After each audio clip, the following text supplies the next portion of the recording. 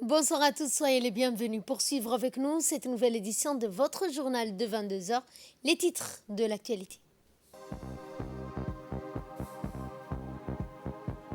Réunion de haut niveau sur la problématique liée à l'infrastructure en République de Djibouti. Et dans l'actualité internationale, la COP26, eh bien 80 pays se sont engagés à émettre moins de 30% de méthane d'ici l'année 2030. Bonsoir à tous et nous entamons ce journal par ce message de félicitations que le chef de l'État a adressé à son homologue algérien. Le président de la République, Ismaël Omar Guelleh, a souhaité succès et réussite à son homologue algérien, Abdelmajid Tebboune, à l'occasion de la célébration ces jours-ci de la fête nationale de la République algérienne démocratique et populaire. Le peuple et le gouvernement de Djibouti se joignent à moi pour exprimer leur sympathie et amitié à la nation sœur algérienne, a écrit en substance le président Guelleh dans le télégramme de félicitations adressé à M. Abdelmajid Tebboune.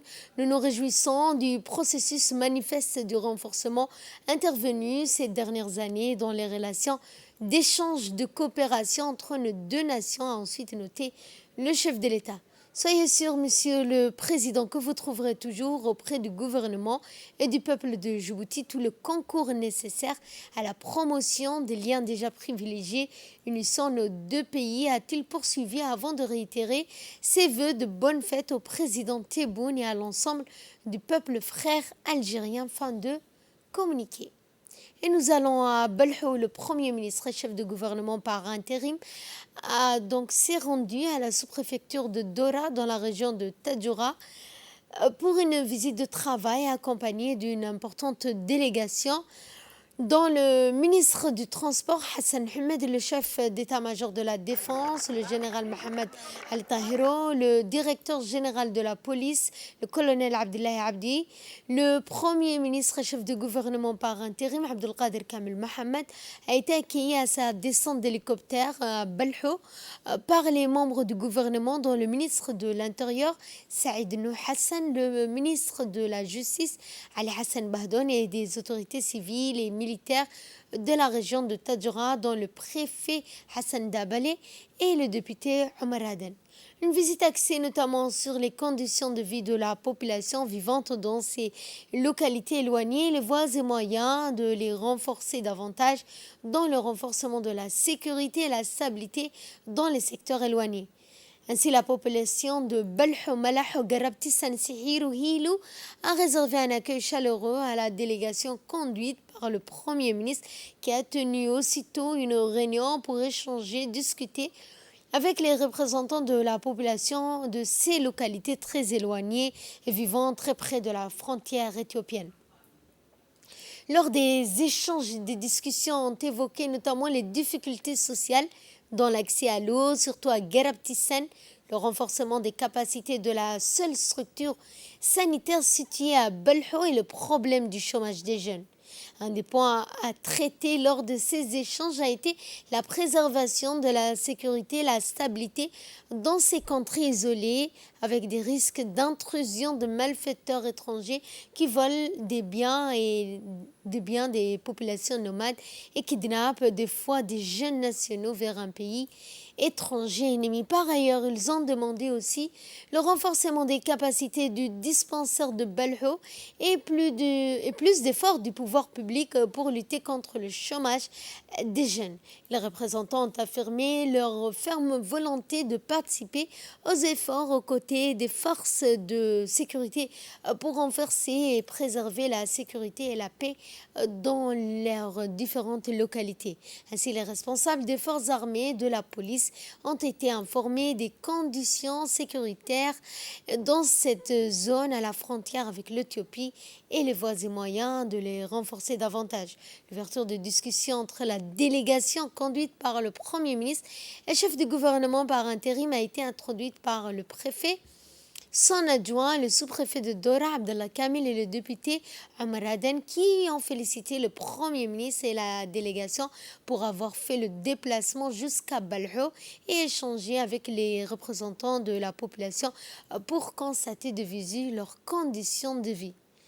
Et le ministre de la Justice, qui faisait partie de cette délégation, a pris la parole au cours de cette réunion pour évoquer le contexte régional, a-t-il dit, ne doit nullement impacter sur notre stabilité. Nous devons tous nous atteler à veiller à la sécurité, à la stabilité, gage de paix de notre pays. Vous savez tous que la paix est notre devise dans laquelle aucun développement ne peut être envisagé. C'est grâce à cette concorde nationale que nous avons réussi à bâtir ce pays qui nous appartient à tous, et c'est grâce à elle que nous nous sommes tous réunis aujourd'hui ici. Si ce n'est pas le cas dans tous les pays de la Corne de l'Afrique qui souffrent notamment de violence, nous nous devons de la préserver et d'y veiller jalousement. Quant au Premier ministre chef du gouvernement par intérim, Abdelkader Kamel Mohamed, il a notamment répondu aux doléances de la population, dont voici ses propos.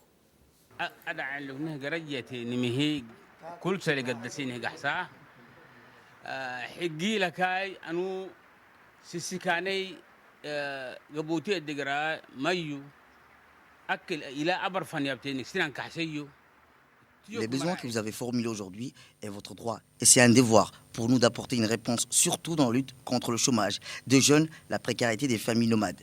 La priorité de la politique du gouvernement est de sécuriser l'accès à l'eau, puis de réaliser des infrastructures de développement de base dans les zones rurales afin que nos enfants puissent être soignés et éduqués. Après, nous allons créer des cantines pour nos enfants et des structures de santé, c'est notre responsabilité. La lutte contre les malfaiteurs armés qui sévissent doit être éradiquée grâce à une bonne coopération entre les populations et les forces de défense et de sécurité qui sont là pour protéger et servir la population civile. Le Premier ministre a annoncé que chaque fois que les pouvoirs publics s'engagent à réaliser des projets de développement dans les zones rurales, ces malfaiteurs deviennent un obstacle en menant des actions criminelles de sabotage et de destruction des forages. Ils ont volé le dépôt d'alimentation et les médicaments destinés à nos enfants dans les écoles, a-t-il rappelé le Premier ministre.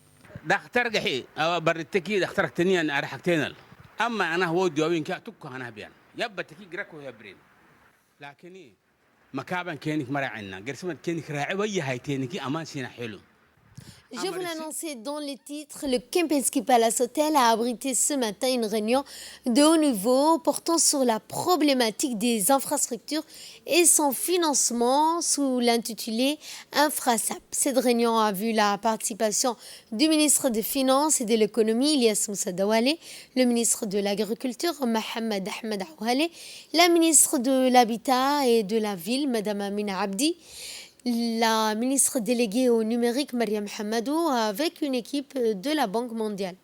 À l'ordre du jour de l'Infrasap, un programme d'évaluation des infrastructures qui est une analyse complète des contraintes qui peuvent réduire le financement commercial et privé des infrastructures. Au cœur de cette question, plusieurs secteurs qui sont porteurs de croissance tels que l'énergie, l'éthique, le corridor et les infrastructures urbaines, gouvernance et bien d'autres domaines. Cette analyse est donc une approche chirurgicale permettant d'éclairer les décisions politiques plus ciblées sur la façon d'utiliser les ressources rares pour accélérer la diversification économique et la compétitivité. Autre volet important a été le partenariat public-privé et les conditions du fonds souverain ou comment ces deux secteurs doivent aujourd'hui devenir les pôles générateurs de croissance dans le cadre de la diversification de la croissance économique. Et pour plus ample explication, je vous propose de suivre le mot du ministre des Finances, Ilyas Moussa Dawale. Durant ces dernières décennies, comme je l'ai eu à plusieurs reprises l'occasion de le dire, tous les investissements que Djibouti a réalisés avaient un caractère régional, sinon international, pour positionner Djibouti en tant que hub international, continental et particulièrement régional. Ces investissements, donc, naturellement, ont porté sur la capacité de Djibouti, en tout cas sur le plan macroéconomique. Et donc, le PIB, le ratio de la dette par rapport au PIB a naturellement connu une croissance aussi. Nous pensons que c'est cependant un choix qui porte, mais nous pensons aussi que nous arrivons notre limite également à vouloir financer et à tout faire par l'État. On a souvent répété, le tout État n'est pas une solution, ni pour Djibouti, ni pour quiconque. On est conscient de l'intérêt de voir un secteur privé vibrant, national, entreprenant, et qui intervient également dans certains secteurs stratégiques. Nous sommes également ouverts, et c'est pour cela que beaucoup de réformes ont été réalisées dans le cadre de l'environnement des affaires ces dernières années. On a envie de voir plus d'engagement avec nos partenaires.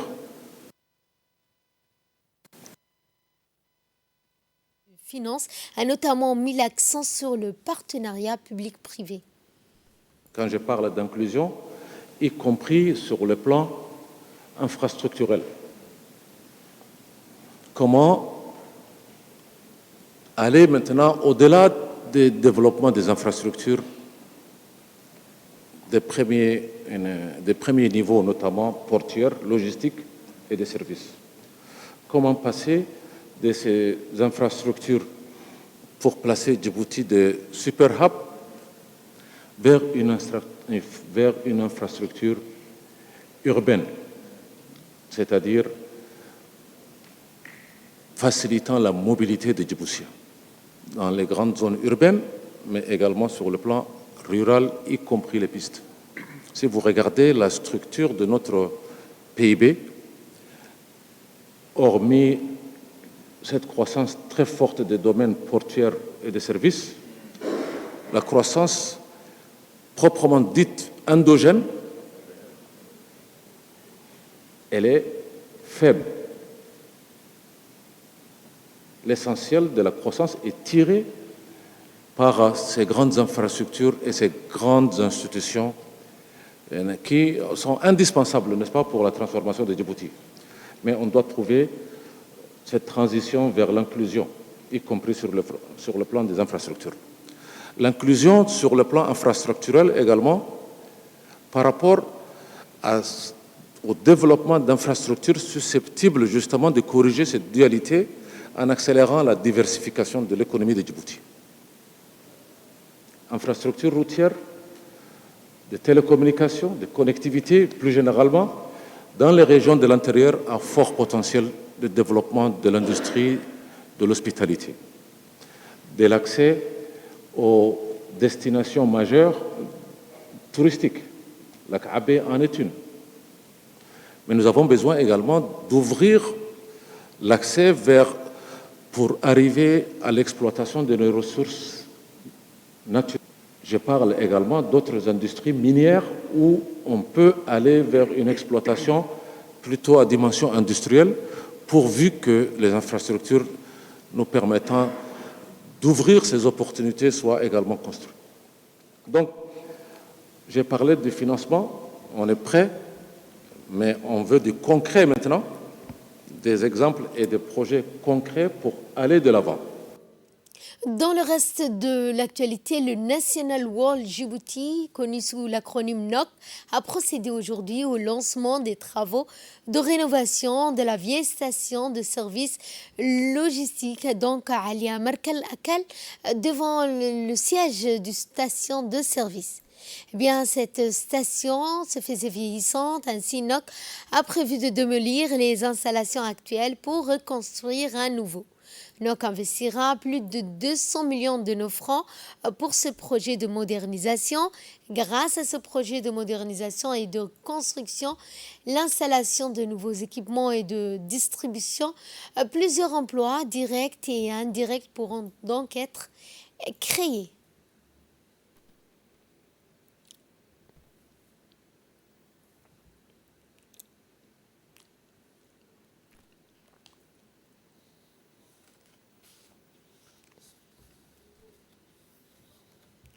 Et pour plus ample explication, je vous propose de suivre le mot du ministre de l'Énergie, Younis Al-Guedi.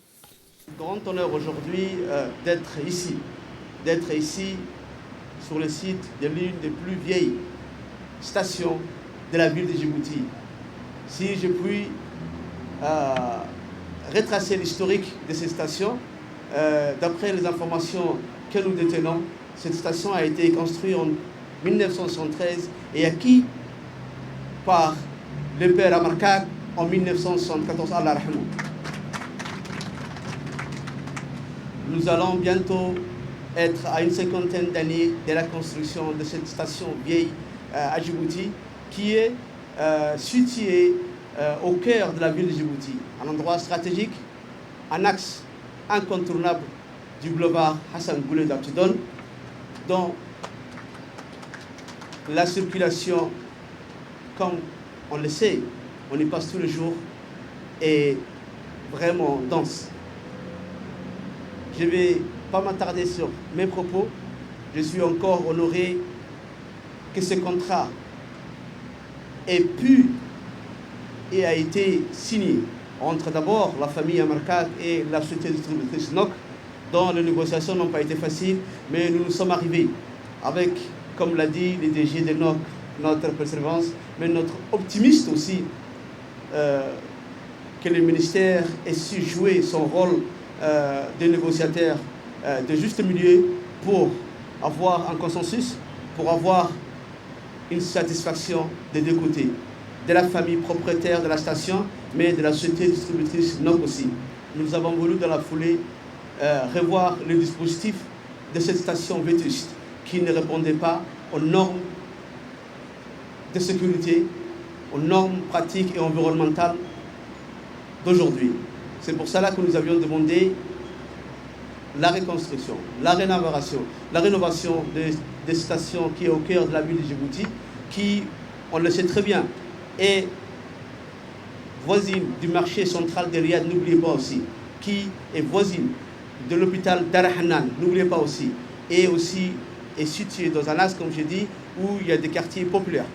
Nous avons voulu que cette station réponde aux normes internationales, qui est un espace de vie, qu'elle réponde aux stations modernes internationales d'aujourd'hui. Nous avons voulu un environnement propice, un environnement commercial et compétitif, gagnant-gagnant pour la famille, mais aussi pour la société NOC, pour que cette station soit le fleuron de nos stations-service.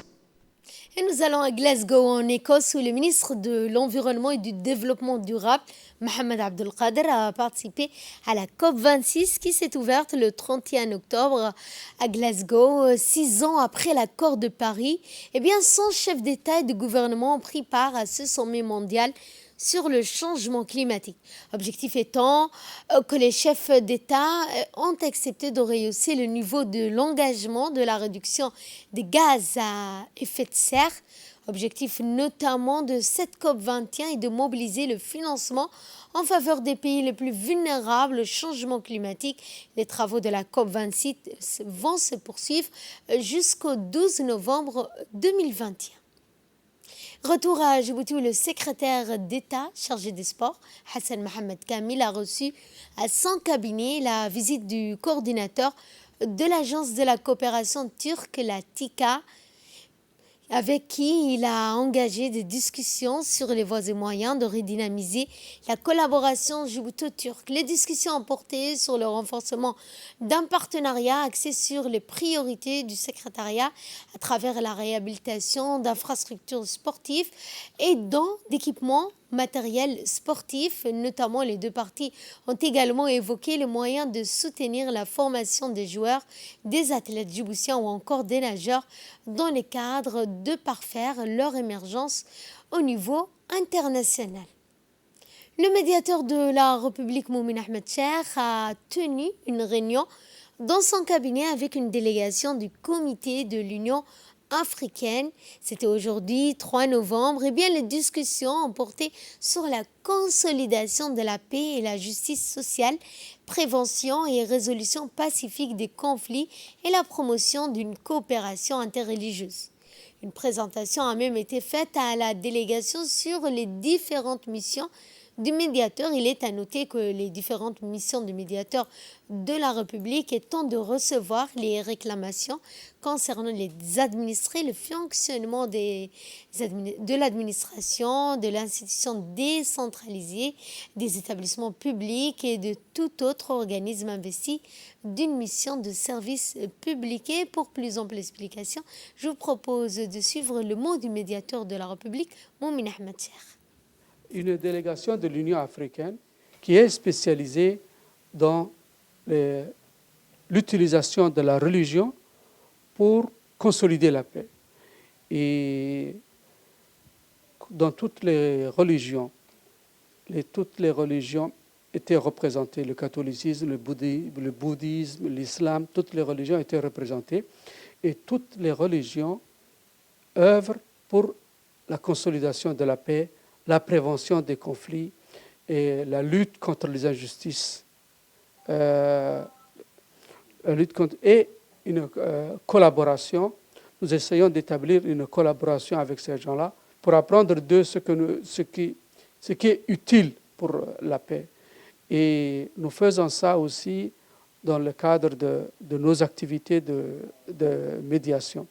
La réconciliation. Quand on parle de médiateur de la République, c'est avant tout un outil de réconciliation entre l'administré et l'administration. Et nous avons trouvé très utile leur discours et leur manuel de procédé, comment eux, ils font pour ce qu'ils appellent la consolidation de la paix. Eux, c'est interreligieux, mais nous voulons utiliser cette plateforme pour consolider la paix entre les communautés, la paix entre l'administration et l'administré. Et nous avons eu une excellente discussion aujourd'hui et nous avons appris beaucoup d'eux. Et c'est comme ça que dorénavant va fonctionner la médiature. Le ministère du Travail, en collaboration avec le HCR, a tenu aujourd'hui, un atelier de sensibilisation sur les législations du travail pour les réfugiés du camp Markazi. L'événement a regroupé sur place le préfet adjoint de Bok, Ali Maki, le vice-président du conseil régional, Ahmed Ali Cheikh, le coordinateur de l'ONARS, Mohamed Mola Ali, la représentante du HCR, Madame Suzette, et le directeur général de l'INAP, Sharmaki Idriss. L'inspecteur général du travail, Abdi Farah, la coordinatrice de l'ANEFIP et des réfugiés du camp Markazi. Il est à souligner que la République de Djibouti est signataire de la Convention de 1951 relative au statut des réfugiés et à son protocole d'accord de 1967.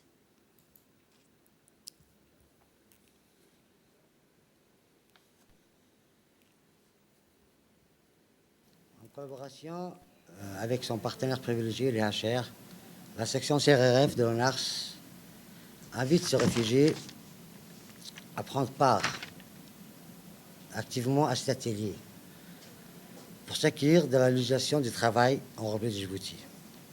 Les HR et l'ONARS exhortent la communauté yéménite à profiter de ce degré d'occasion tant attendu pour veiller à respecter les lois nationales. Le projet Initiative pour l'emploi est une belle initiative du ministère du Travail de Djibouti et nous sommes très heureux de voir que le ministère souhaite inclure les réfugiés dans ce projet et dans la politique nationale.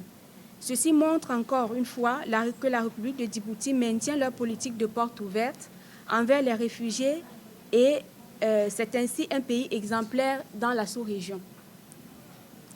Pour le HCR, nous sommes là pour donner tout notre appui auprès du ministère pour mettre en œuvre ces activités.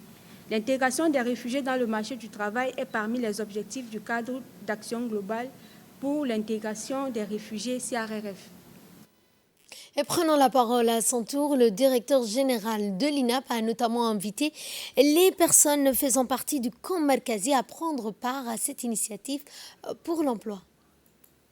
Oui, c'est très important, c'est la première fois que je parle à des réfugiés, pour moi, c'est très important. Nous nous sommes battus pendant presque une année pour trouver des solutions pour nos jeunes djiboutiens, à trouver de l'emploi et l'insertion professionnelle de nos jeunes. Pour nous, il s'agit de chercher des solutions viables avec nos partenaires.